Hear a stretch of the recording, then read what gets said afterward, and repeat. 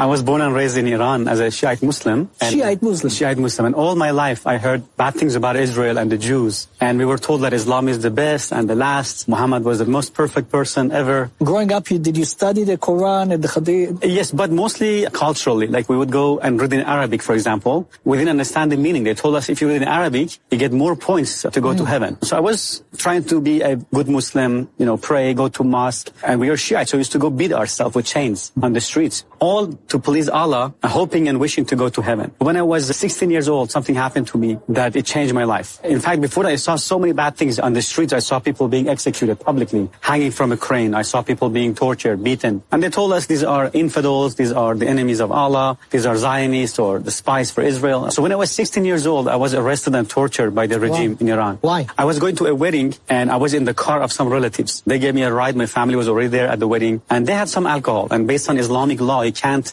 even have or possess or make or buy or sell or drink alcohol. And they had some. And my only crime was I was in the car. And there's the Islamic checkpoint. They pulled the car over and they began to smell the alcohol. They asked us to come out. They put us in a bus. And the bus got filled so fast because they arrested so many people for different reasons. And they took us to a confinement, to a jail, and then they took all our clothes off, bare naked. And they started pouring cold water on us and whipping us with this big, thick electric cable. Then they threw us into a room, a small room, and we were choking, no food. And all that because you were sitting in a car? Sitting in the car. That somebody had alcohol in it. Exactly. And I was 16. I didn't drink alcohol. I didn't do anything wrong. And I saw the cruelty of these people. I began to say, what kind of religion is this? What kind of justice is this? And my mother said, no, Islam is good. These people make it look bad. I said, okay. Then I began to do my own research. I began to read the Quran, the Hadith, and I saw, wow, so much evil in the Quran. Muhammad killed people. I saw Muhammad beheaded people, cut people's hand off. It says not to be friends with Jews and Christians, Surah 551. In Surah 929, Muhammad said, kill those who don't believe in Allah, His messenger, and in the religion of truth, which is supposedly Islam. Kill them unless they pay jizya, blood money. In Surah 928, he cursed the Jews and Christians. In Surah Muhammad verse 4, it says, behead the infidels wherever you find them. So when I saw these things, I saw, wow, this could not be from God. So I lost my faith in Islam completely. So when I was 19 years old, for first time, I heard about Jesus, that Jesus is the Lord, and He died for me, and He rose from the dead. And I said, no, that's too good to be true.